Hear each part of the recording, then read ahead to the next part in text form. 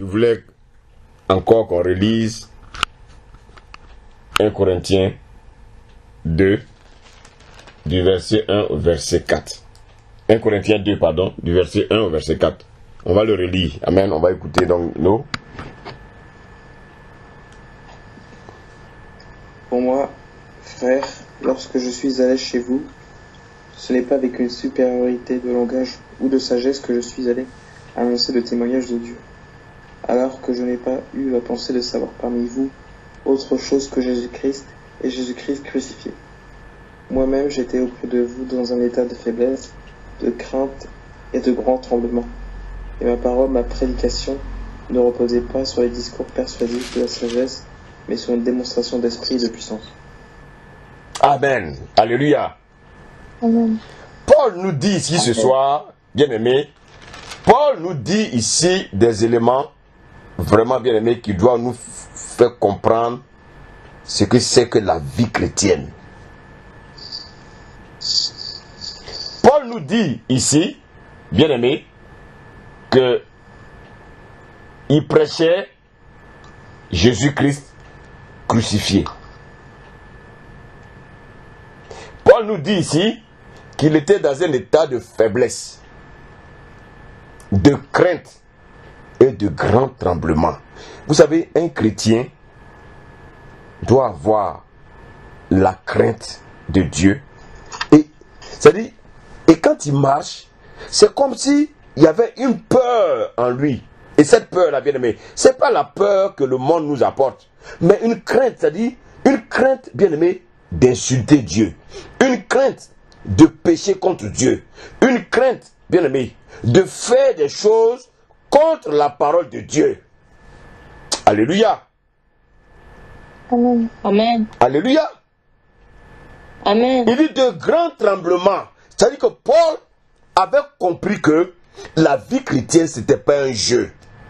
Voici pourquoi Paul disait que je traite durement mon corps et je la tiens assujettie, bien aimé, afin que, après avoir prêché aux autres, moi-même je ne sois pas disqualifié. Ça veut dire quoi, bien aimé? On peut aller à l'église et puis être disqualifié. Alléluia. Amen. Alléluia. Amen. Bien aimé, Paul dit que il était un prédicateur.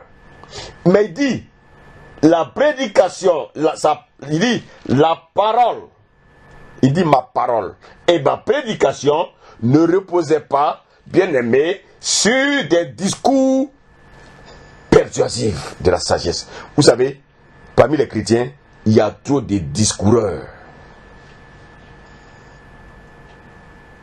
Chrétiens, on parle beaucoup. Notre bouche parle trop. On parle bien. On parle beaucoup. Mais, bien aimé, il dit quoi? Il dit non seulement, bien aimé, sa parole ne repose pas sur des bavardages inutiles, mais sur une démonstration, bien aimé, d'esprit et de puissance, afin que votre foi, bien aimé, fût fondée non sur la sagesse des hommes, mais sur la puissance de Dieu. Bien aimé, Paul parle de la démonstration d'esprit et de puissance. Vous savez, quand on parle de démonstration d'esprit et de puissance, les gens pensent que c'est les miracles. Les gens pensent que c'est les paralytiques qui vont se lever. Les gens pensent que c'est les malades qui vont guérir. Frère, j'ai écouté des prédicateurs qui sont passés à côté.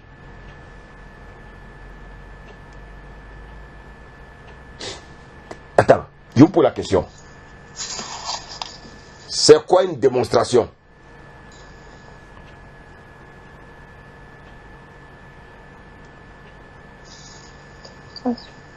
C'est quoi une démonstration? C'est quoi démontrer? Démontrer, c'est quoi? Prouver. Prouver, merci. Prouver, hein.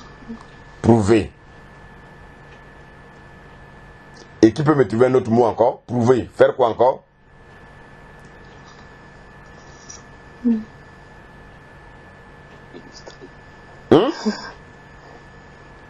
Illustrer. Illustrer. Ok. Donc si j'illustre, j'ai fait quoi?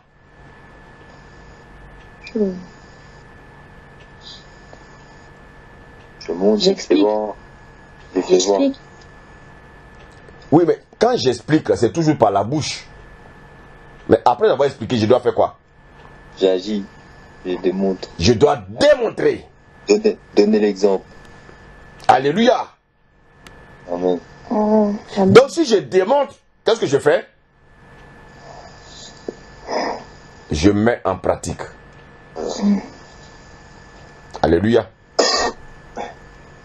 Alléluia. Amen. Amen. Donc la démonstration, bien aimé, consiste à mettre en pratique ce que nous disons. Alléluia. Amen. Amen. Nous devons démontrer par nos faits et gestes, bien aimé, que cette parole que j'écoute, je dois la mettre en pratique. C'est ce que Paul est tenté de dire ici. Bien aimé. C'est pas, oui, moi je suis chrétien, moi je vais à l'église tous les dimanches, moi je chante. Frère, ça c'est le discours persuasif.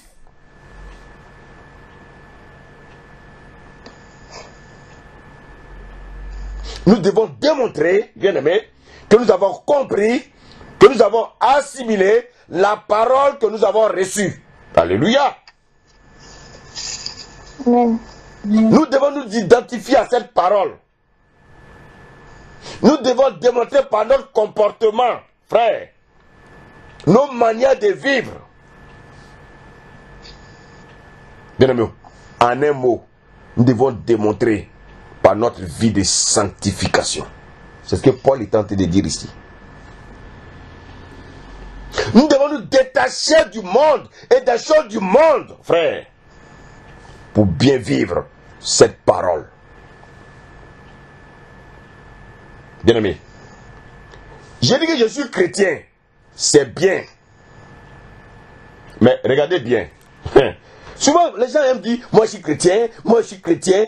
Frère, tout le monde peut se lever pour dire qu'il est chrétien. Tout le monde peut se lever pour dire qu'il est étudiant. Tout le monde peut se lever pour dire qu'il est ingénieur. Frère, tu es ingénieur. Tu es ingénieur. Tu es mécanicien. Ok, si tu es mécanicien, prouve-le-moi. Ma voiture est en panne, je vais te l'amener. Alléluia. Alléluia. Amen. Frère, tu me dis que tu es chrétien. Tu dis que tu es chrétien. Frère, prouve-moi que tu es chrétien. La démonstration, bien aimé, d'esprit et de puissance. Tu dis que tu es chrétien. Comment je peux savoir que tu es chrétien, frère? C'est dans les actes que tu poses, mais c'est pas dans ce que tu dis. Parce qu'on parle beaucoup. Frère, on parle trop, chrétien. On bavarde trop. C'est quoi un chrétien? Regardez bien. Comment les païens, on va dire acte 11. Oh Jésus, aide-nous. Ton église est perdue. Aide-nous. On va lire, bien aimé, acte 11.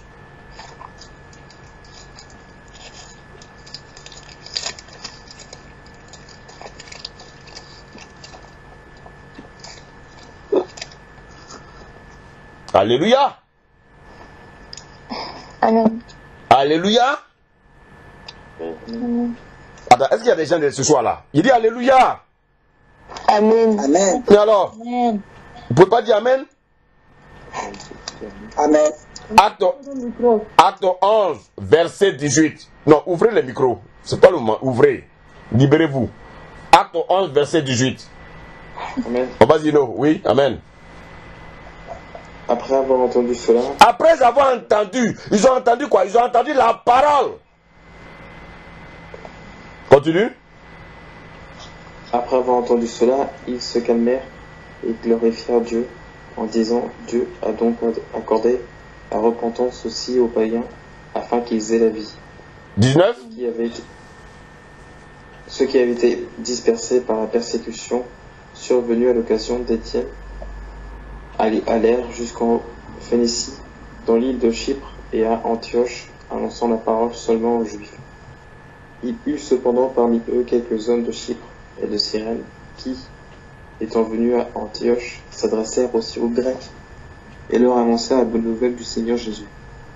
La main du Seigneur était avec eux, et un grand nombre de personnes crurent et se convertirent au Seigneur. Regardez bien, les gens n'avaient pas le temps. Les gens n'avaient pas le temps pour eux. Bien, ils annonçaient l'évangile partout où ils allaient. Ils ouvraient leur bouche pour parler du Seigneur Jésus. Nous aujourd'hui, nous avons peur de parler du Seigneur Jésus. Nous pensons à nous. Nous concentrons dans nos maisons, dans le chauffage, dans le climatiseur. Frères bien-aimés, voici des frères comme nous. Ils étaient la même chair que nous. Bien-aimés, ils ne perdaient pas leur temps. Ils passaient leur temps à parler de Christ. Toi, tu attends les bénédictions. Verset 20. Verset 21, pardon. Verset 22. Le bruit en parvint aux oreilles des membres de l'église de Jérusalem, et ils envoyèrent Barnabas jusqu'à Antioche. Lorsqu'il fut réveillé et qu'il eut vu la grâce de Dieu, il s'en réjouit, et il les exhorta tous à rester d'un cœur ferme, attachés au Seigneur. Oui.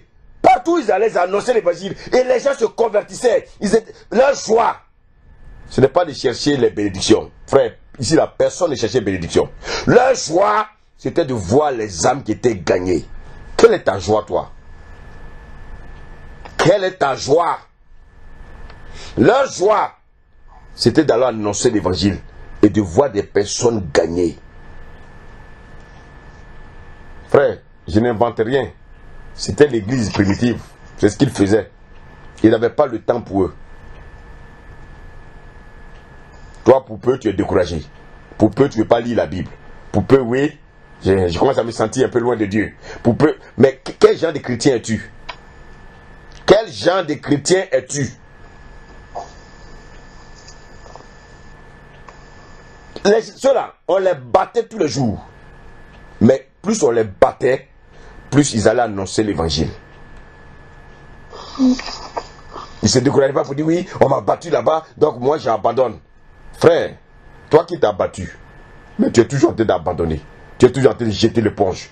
Comme un bébé au lait. Continue, nous.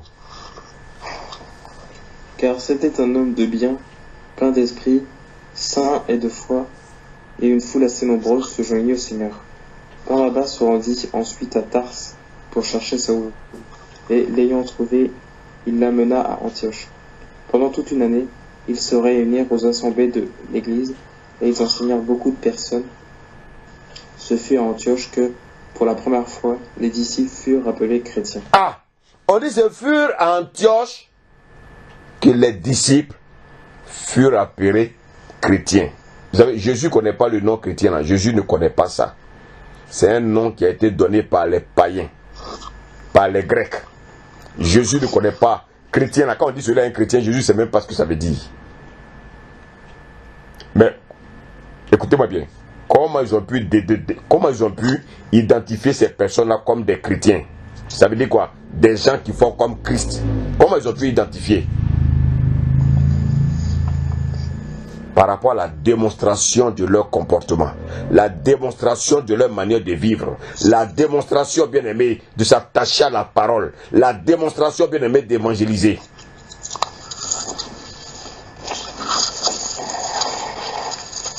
Bien aimé, écoute bien la parole ce soir. Ils étaient appelés chrétiens. Bien aimé, ce n'est pas écrit sur leur front Christ, non. C'est par leur manière de vivre, la démonstration. Est-ce que toi, ton voisin sait que tu es chrétien? Est-ce que toi, dans ton entourage, on sait que tu es chrétien? On sait que tu es chrétienne. Dans ton travail, est-ce qu'on sait que tu es chrétienne?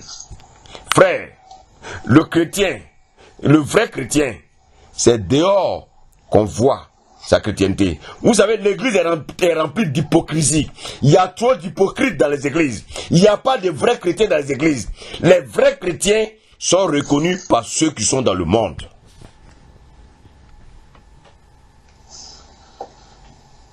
Bien-aimé. Bien-aimé. Voici des gens qui ont été appelés chrétiens. Pas parce qu'ils ont écrit Christ sur leur front, mais leur manière de vivre. Dit, ah, mais ceux-là, ils ont le caractère des chrétiens. Ah, ça doit être des chrétiens. Est-ce que toi, ton entourage peut te dire que tu es chrétien? Tu es toujours en train de critiquer, en train de moucharder, en train de dire des méchancetés. Comment on peut t'appeler chrétien? Tu fais les choses comme les hommes du monde. Femme, tu mets les cheveux, bien aimés, des femmes indiennes le lundi à vendredi, et puis le samedi tu enlèves. Du lundi à vendredi tu portes des pantalons plaqués, et puis dimanche tu portes un jupe. Quelle honte! Et c'est ça vous dites que vous êtes chrétien. Mais chrétien, mais vous n'avez rien compris.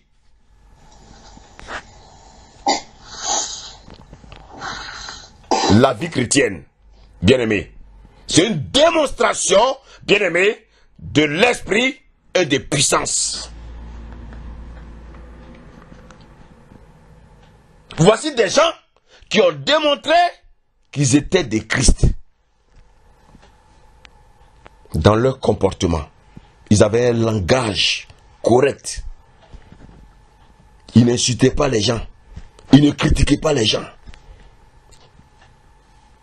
Ils étaient remplis d'amour. Ils étaient reconnaissants à tout ce qu'on leur fait. Est-ce que toi, tu es reconnaissant à ce qu'on te fait? Est-ce que toi, aujourd'hui, si le monde te regarde, il peut se dire, celui-là est un chrétien, celle est une chrétienne.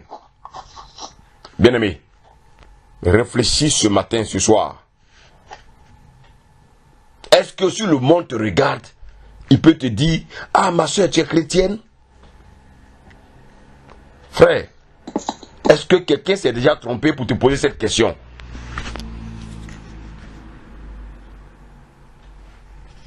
Bien-aimé. Donc la manifestation de la puissance, bien-aimé, de l'esprit de puissance, ça se fait dans notre entourage, pas à l'église. Pas à l'église, il y a trop d'hypocrites. À l'église, tout le monde veut se faire beau. À l'église, tout le monde veut avoir un bon langage. Mais frère, ce langage, on veut d'abord le voir dehors. Moi, je vais à l'église. Oui, moi, j'obéis à la parole. Oui, oui, je suis toujours... Frère, oui, moi, j'écoute la parole. Mais que fais-tu de cette parole? Combien de messages tu n'as pas écouté, toi? Mais est-ce que les messages ont transformé ta vie? Tu es toujours encore dans les murmures? Tu es toujours encore dans les critiques? Tu es toujours en train de te promener d'église en église? Mais qu'est-ce qui a changé dans ta vie? Chrétien, qu'est-ce qui a changé dans ta vie? Toutes les paroles que tu as entendues là, qu'est-ce qui t'a transformé? Bien-aimé, Jésus a dit quoi? Dans Jean 14, 15, il dit, celui qui m'aime, c'est celui qui garde mes commandements. Donc, garder le commandement de Dieu, c'est quoi? C'est démontrer, bien-aimé, au Seigneur Jésus que j'obéis à sa parole. Et comment j'obéis à sa parole? En la mettant en pratique. Bien-aimé, c'est ça la démonstration de la puissance. C'est pas autre chose. Donc Paul, il prêchait pas des discours pour attirer les gens, non. Il prêchait la repentance. Mais lui-même, il vivait cette vie de repentance. Paul était un témoin. Paul ne se promenait pas de gauche à droite pour aller raconter sa vie. Non. Paul était un homme qui vivait caché. Quand Paul sortait, c'était pour aller annoncer l'évangile. Quand toi tu sors, c'est pour aller faire quoi? Aller faire les choses du monde.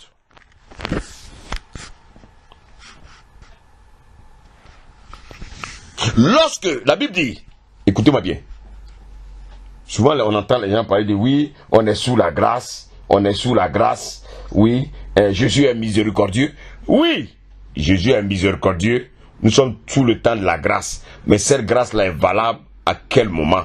Lorsque tu mettras sa parole en pratique. Écoutez-moi bien. Quand vous parlez de la grâce a eu lieu où? La grâce a eu lieu sur la croix. Bien aimé, donc ce n'était pas un jeu. Pour que, bien aimé, tu rendes vaine cette grâce. On parle souvent de la grâce de Dieu. Ah Dieu, Dieu amour. Même si il fait ça, Dieu va pardonner. Mais frère, Dieu va te pardonner jusqu'à quand? Tu commets tous les mêmes péchés. Dieu va te pardonner jusqu'à quand? Jusqu'à quand? Jusqu'à quand? C'est lorsque tu vis la vie de sanctification que le sang de Jésus te protège. Mais si tu vis dans le péché, le sang ne te protège plus. Bien aimé, c'est une vérité spirituelle. Alléluia. Amen. Bien aimé, tu vis dans le désordre et puis tu dis que le sang de Jésus te protège. Il te protège comment? Il te protège comment? Il te protège comment? Tu dis que tu es enfant de Dieu. Mais, frère, démontre que tu es un enfant de Dieu. Tu es médecin. Je t'envoie mon enfant malade. Démontre-moi que tu es médecin. C'est ça. Le monde nous enseigne. Nous, les chrétiens, on ne peut pas démontrer aux yeux du monde que nous sommes des chrétiens. Bien aimé, parce que nous vivons la même vie qu'eux. Et quand on parle, on veut être libre, on n'est plus libre, on veut avoir la liberté. Frère, de quelle liberté vous parlez? On est libre du péché, on n'est pas libre de vivre ce qu'on veut. Frère, on est libre du diable. Mais quand on est libre du diable, on ne pratique pas les choses du diable. Bien aimé, arrêtez de jouer avec la vie chrétienne. Beaucoup pensent qu'ils ont le monopole de la vérité. Frère, personne n'a le monopole de la vérité. La vérité est dans la parole de Dieu. Bien aimé, quoi?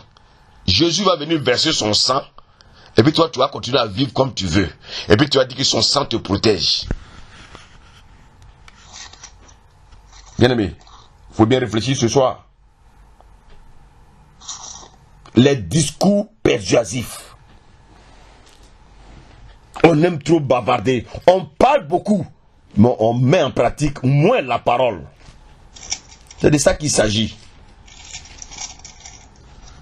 C'est de ça qu'il s'agit. Même si tu veux, tous les lundis, va d'église en église. C'est pas ça qui est important. Ce qui est important, est-ce que tu mets la parole en pratique? C'est tout. Alléluia. Amen. Alléluia. On va lire Ephésiens 5. Non, Ephésiens 5 à partir du premier verset au verset 7. Écoutez bien la parole de Dieu ce soir. Ephésiens 5, du verset 1 au verset 7.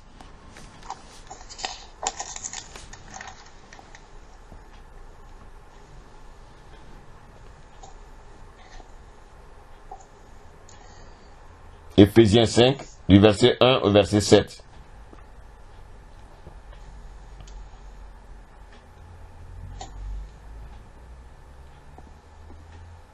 Du verset 1 au verset 5, c'est ça? Oui, du verset 1 au verset 7.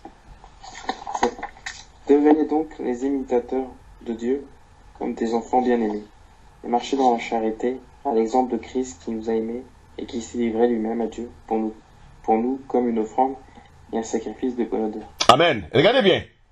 Devenez bien-aimés, donc les imitateurs de Dieu. Comment je peux imiter Dieu? Je ne vois pas Dieu. Comment je peux l'imiter? Ah, non.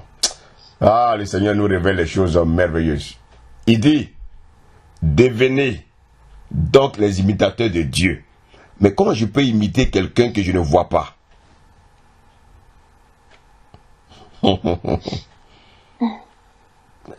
Maintenant, il te montre comment tu peux imiter Dieu. Il dit, comme des enfants bien-aimés. Donc, qu'est-ce qu'il te dit? Il dit de marcher dans l'amour. de marcher dans l'amour. Pourquoi?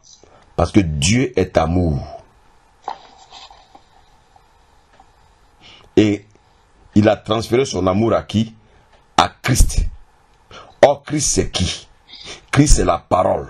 Donc, bien aimé, si tu veux imiter Dieu, imite simplement ce qui est écrit dans sa parole. C'est compliqué? Non. Est-ce que c'est compliqué? Non. On dit d'imiter Dieu. Oh, je ne vois pas Dieu. Mais alors que je sais que Christ est Dieu. Christ c'est qui? C'est la parole. Donc, pour pouvoir imiter Dieu, j'imite simplement ce qui est écrit dans la parole. Quand la parole me dit de ne pas mentir, je ne mens pas. Quand la parole dit de ne pas critiquer, je ne critique pas. Mais toi, tu dis que tu es chrétien, puis tu critiques. Mais c'est l'enfer que tu prépares, frère.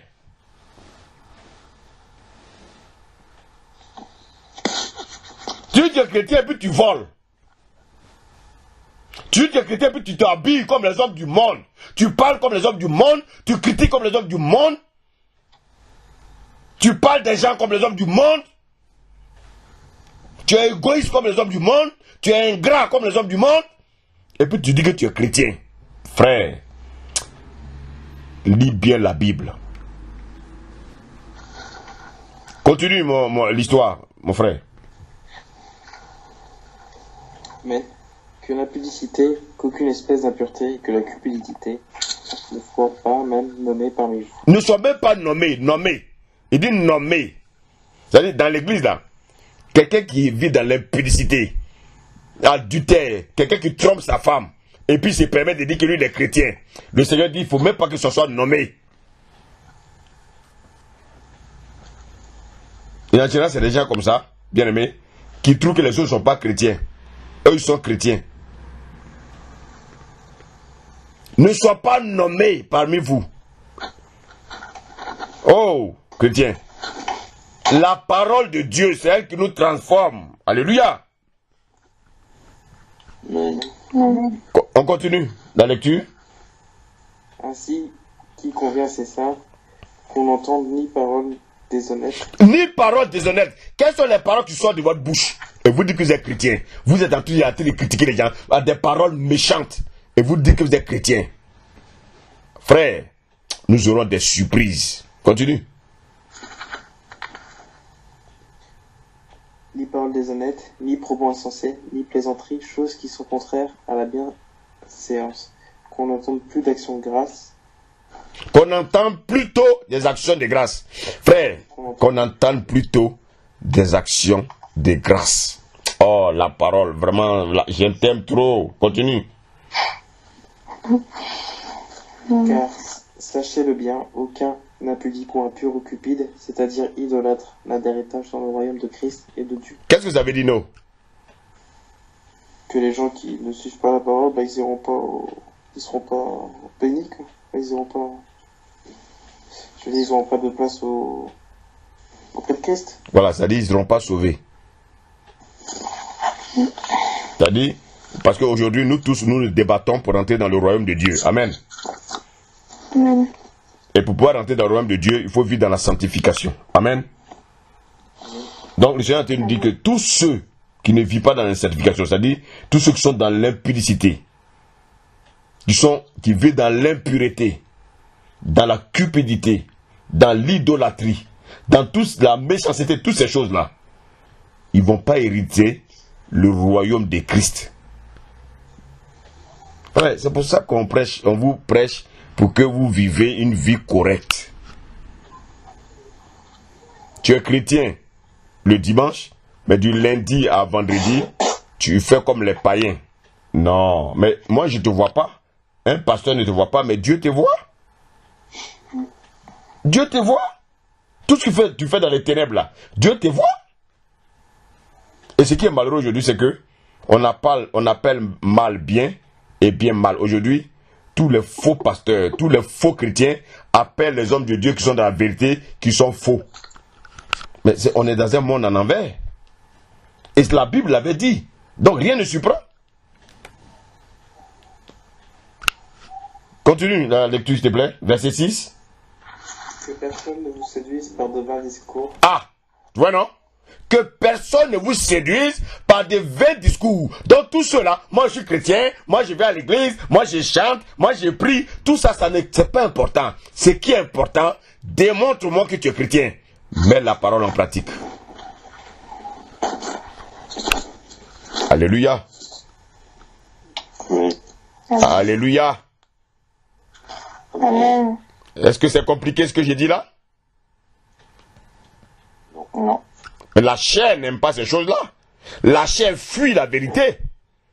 La chair préfère aller s'asseoir dans des endroits où on la caresse. Oh, ici la chair, le feu brûle la chair ici. Frère, que personne ne vous séduise par des vains discours. Frère, ne vous laissez pas effrayer par des gens qui bavardent beaucoup, non. Regardez simplement leur vie. Comment ils vivent leur vie chrétienne. C'est ça qui est important. Alléluia. Amen. On continue. Amen. Car c'est à cause de ces choses que la colère de Dieu vient sur les fils de la rébellion. N'ayez donc aucune part avec eux. Donc, quelqu'un qui vit dans l'église, bien aimé, qui aime les choses du monde, bien aimé, qui marche, qui vit, bien aimé, dans le désordre, le Seigneur dit de ne même pas avoir des parts avec lui. Mais malheureusement, c'est ces personnes-là qu'il y en a qui suivent. Ça veut dire quoi? Ça veut dire que toi et cette personne-là, vous êtes en train de préparer votre chemin, bien aimé. Je ne peux jamais suivre quelqu'un qui vit dans le monde. Jamais. Frère, parce que bien aimé, je vais être sauvé. Un enfant de Dieu doit démontrer aux yeux du monde par sa manière de vivre, sa manière de se comporter, mais pas ce qui sort de sa bouche, pas des bien-aimés, des paroles et des prédications, des discours persuasifs. On cherche à persuader les gens par des discours, mais non manière de vivre, bien-aimé, c'est le désordre.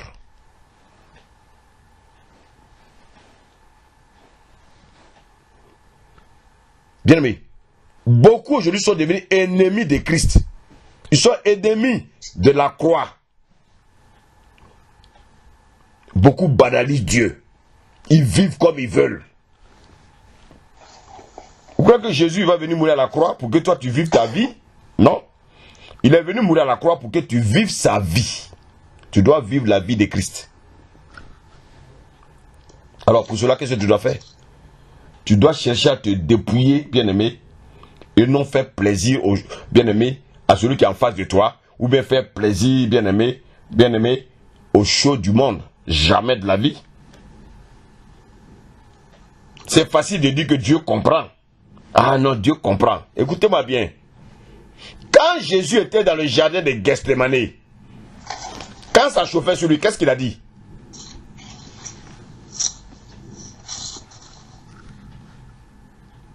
Jean-Claude, quand Jésus était dans le jardin de Gethsémani, quand ça chauffait sur lui, qu'est-ce qu'il a dit? Il a simplement dit qu'il voulait que la coupe s'éloigne de lui. Très bien. Très bien. Comment? Très bien. Il a demandé que quoi? Répète s'il te plaît. La coupe s'éloigne de lui. Ah. Mais toutefois, pas lui sa volonté, même si c'est la volonté du Père, lui, voilà. Ah. Pourquoi Jésus s'est rentré? Pourquoi il s'est ressaisi? Ça veut dire que ce n'est pas un jeu. Alors pourquoi nous on veut jouer? Ah. Donc si ça n'a pas été facile pour Jésus, pourquoi tu veux que ça soit facile pour toi? Non, frère, moi je ne passe pas par mi-chemin, je prêche l'évangile. Dis-moi, si ça n'a pas été facile pour Jésus, pourquoi tu veux que ça soit facile pour toi?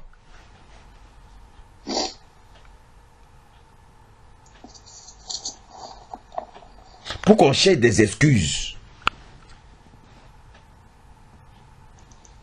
Bien-aimé, Jésus a failli lui-même fuir. Mais il a su que s'il fuyait, il allait être dénigré, il allait être rejeté par le Père. Donc frère, ça veut dire que si tu n'obéis pas à la parole, le Père aussi va te rejeter.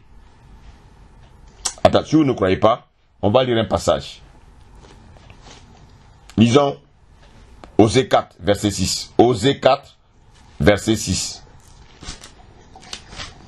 Frère, quand je prêche, je m'appuie à la parole. Voilà. Là, nous tous, on est sur le même pied d'égalité. Vous ne pouvez pas dire que l'apôtre, il a des discours persuasifs. Moi, je n'ai pas de discours persuasifs. Frère, je fais des efforts pour traiter durement mon corps. Et je le tiens assujetti. Parce que bien aimé, après vous avoir prêché, je ne veux pas que Dieu me dise que je n'étais pas connu. Mon Dieu. Qu'est-ce que je vais devenir? Alors donc, je ne vous demande pas de m'aimer, mais aimer la parole de Dieu. Alléluia. Amen. Amen. Voilà. Osée 4, verset 6 dit quoi? On y va, non? Osée. Oui, Osée 4, verset 6. Oui. Mon peuple est détruit parce qu'il lui manque la connaissance. Puisque tu as rejeté la connaissance, je te rejetterai. Ah! Et tu seras... Ah! Donc si je rejette la parole de Dieu, Dieu fait quoi? Il me rejette. Il me rejette.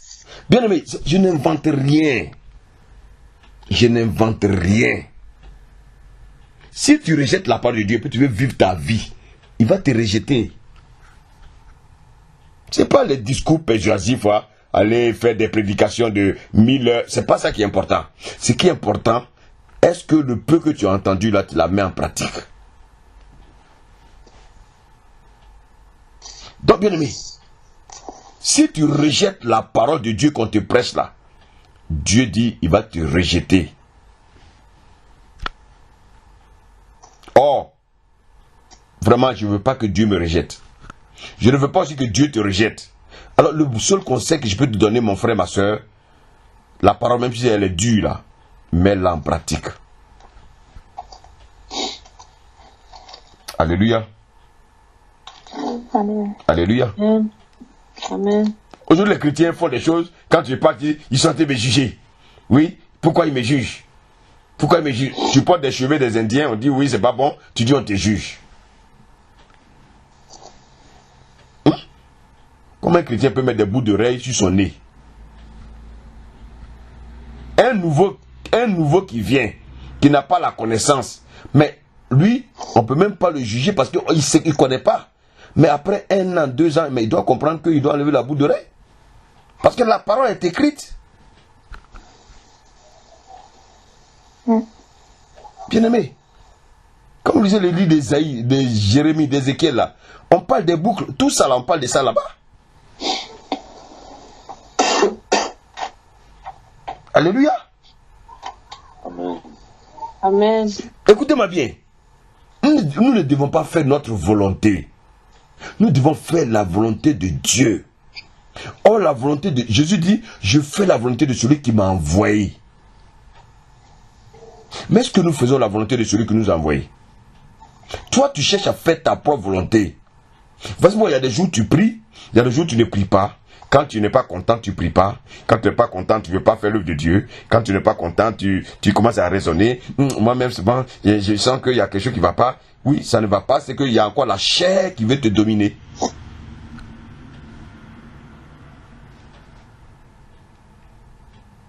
Bien-aimé, si tu as des problèmes, si tu ne peux pas t'approcher de Dieu, s'il y a des problèmes, si il y a des moments où tu ne peux pas lire la Bible, tu ne peux pas méditer, c'est que tu as des problèmes. C'est-à-dire que Satan est à ta porte, il veut te ramener quelque part. Alors, si tu n'as pas de discernement pour comprendre ça, mais qui, tu vas expliquer ça à qui et puis il va comprendre.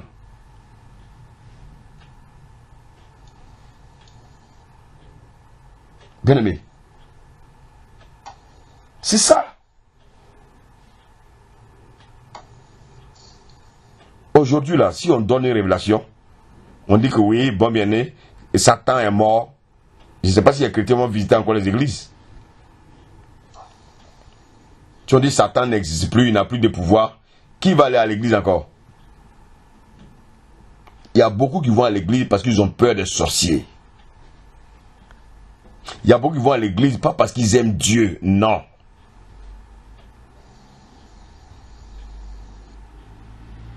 Frère, et d'ailleurs même, il y en a qui disent j'aime Dieu. J'aime Dieu. J'aime Dieu. Mais le Seigneur dit, mais comment toi tu peux aimer, prétendre m'aimer, et puis tu n'aimes pas ton frère qui est à côté de toi? Frère, vous savez, quand on aime quelqu'un, on ne le critique pas. Mais vous dites que j'aime mon frère là, mais tu dis que tu aimes ton frère puis tu le critiques. Maintenant ça veut dire que si tu dis que tu aimes Dieu, il faut critiquer Dieu aussi.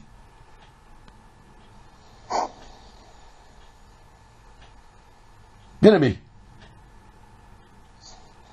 les gens aiment les actions de Dieu, les gens aiment les bénédictions de Dieu,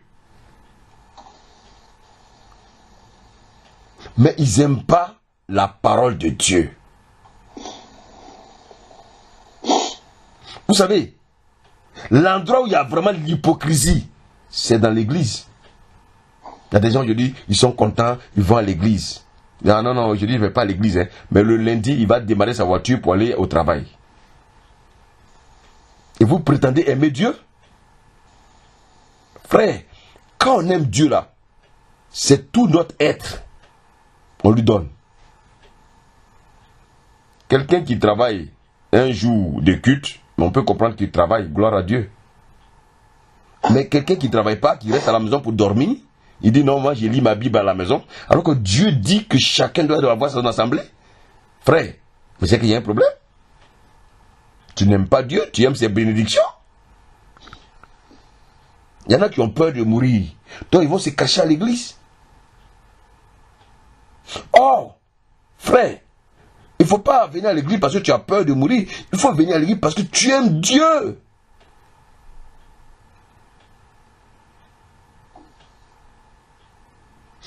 Bien aimé, les chrétiens sont des vrais hypocrites. Regardez bien ce que nous dit la parole. Lisons Lévitique 19. Lévitique 19. Lévitique, c'est le quatrième livre de la Bible? Troisième. Ok, le troisième livre de la Bible. Et ça veut dire quoi, Lévitique? J'en ai parlé de ça déjà. Hein. C'est quoi, ça veut dire quoi, Lévitique?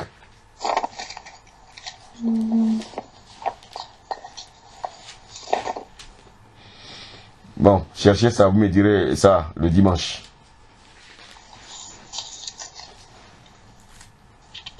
Lévitique 19, verset 18. Amen. Amen. Tu ne te vengeras point, et tu ne garderas point de rancune contre les enfants de ton peuple. Tu aimeras ton prochain comme toi-même.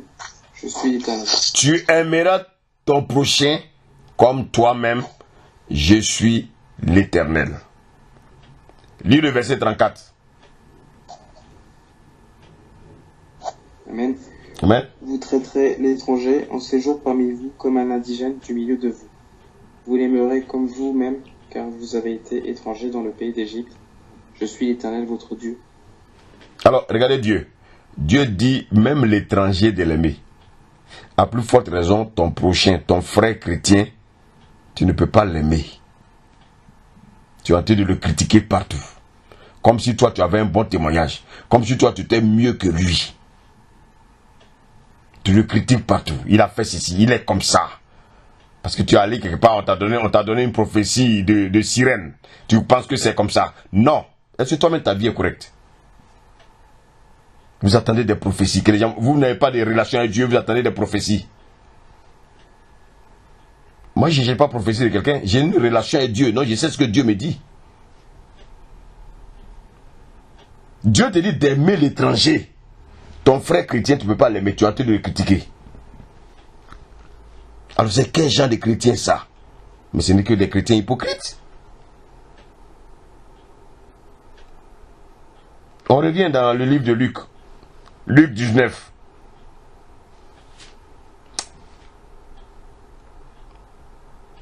Pardon, pas Luc 19. Marc 12, verset 33. Marc 12. Amen. Amen. Et que l'aimer de tout son cœur, de toute sa pensée, de toute son âme et de toute sa force, et aimer son prochain comme soi-même, c'est plus que tous les holocaustes et tous les sacrifices. Donc oui, au lieu de faire des sacrifices, au lieu de te débattre, faire des prières de 100 jours, faire des jeûnes de 100 jours, il est plus facile d'aimer ton prochain. Oh, et la parole, vraiment j'aime trop la parole. C'est-à-dire on se débat souvent à faire des choses alors que le plus facile est là. On dit d'aimer ton frère. Aimer son frère c'est quoi? Bien aimé, ce n'est pas le calomnier. Mais on préfère se débattre, torturer notre chair. Mais on a du mal à pardonner à celui qui est en face de nous. Alors, je vous pose la question. Bien ami. Qu'est-ce qui fait que tu as du mal à aimer ton prochain? Qu'est-ce qui fait que tu dis que tu es marié. Tu dis que tu veux te marier. Mais il y a des moments tu veux même pas sentir ton conjoint. Il faut m'expliquer ça. Il y a des jours où tu veux sentir ton conjoint. Il y a des jours où tu ne veux pas sentir ton conjoint. Il faut m'expliquer ça. Ça vient de Dieu. Il y a des jours où tu veux juger ton conjoint. Il y a des jours où tu penses que tu es au-dessus de lui. Il y a des jours où tu penses que tu es au-dessus de ta conjointe. Je pose la question. Ça, c'est l'amour. Ça, c'est l'amour. Ça, c'est l'amour. Il y a des jours où tu minimises ta conjointe. Il y a des jours où tu minimises ton conjoint. Est-ce que ça, c'est l'amour?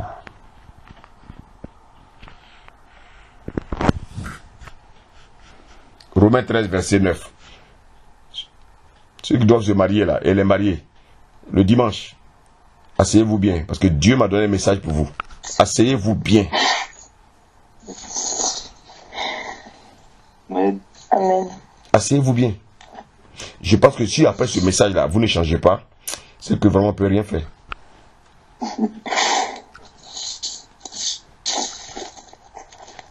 Romains 13, verset 9. Amen. Amen. En effet, les commandements, tu ne commettras point d'adultère, tu ne tueras point, tu ne déroberas point, tu ne convoiteras point, et ce qui peut encore y avoir se résume dans cette parole, tu aimeras ton prochain comme toi-même. Tu aimeras ton prochain comme toi. Mais ça dit quoi? Ça c'est un peu Exode 20. Quand on aime son prochain, on ne peut pas coucher avec sa femme. Quand on aime son prochain, on ne peut pas le voler. Quand on aime son prochain, frère, la parole, il y a tout dedans. Maintenant, regardez ce que David disait. Le roi David. Psaume 119, verset 35.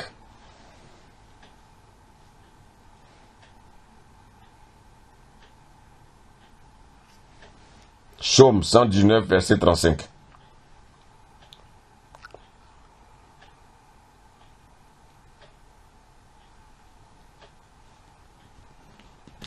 Amen. Amen. Conduis-moi dans le sentier de tes commandements, car je l'aime. Ah! Conduis-moi dans le sentier de tes commandements, car je l'aime. Alors vous voyez que si on n'aime pas méditer la parole de Dieu, c'est parce qu'on n'aime pas Dieu. On préfère aller méditer sur Facebook. Alors là, on a le temps. On peut passer même toute la nuit sur Facebook. Mais ce temps que tu perds sur Facebook, je pense que c'est un temps où tu peux passer dans la présence de Dieu. Vous prétendez aimer Dieu. Comment vous aimez votre Dieu là? Par des paroles persuasives? Non. On ne peut pas aimer Dieu par les paroles persuasives. On aime Dieu en démontrant, bien aimé, qu'on l'aime. Mais en quoi faisant? Par des faits. Vous aimez vos enfants. Quand vous allez au travail, là, vous êtes pressé pour aller voir vos enfants. C'est parce que vous les aimez. De même, si on aime Dieu, on est pressé pour aller ouvrir la parole et puis méditer. Voici pourquoi j'ai dit, parmi les chrétiens, vous êtes des hypocrites. des hypocrites. Quand vous sortez du travail, le premier réflexe, ah, je vais aller voir mon enfant, ah, je vais voir mon enfant. Mais avant d'aller voir ton enfant, il faut d'abord méditer la parole. Je vous dis que vous aimez Dieu. Quand on aime Dieu, bien aimé, on s'attache à sa parole. Bien aimé, marcher avec le Seigneur, ce n'est pas le bavardage, ce n'est pas les discours persuasifs, bien aimé, mais c'est une démonstration de l'esprit et de la puissance. Que le Seigneur nous bénisse ce soir. Amen.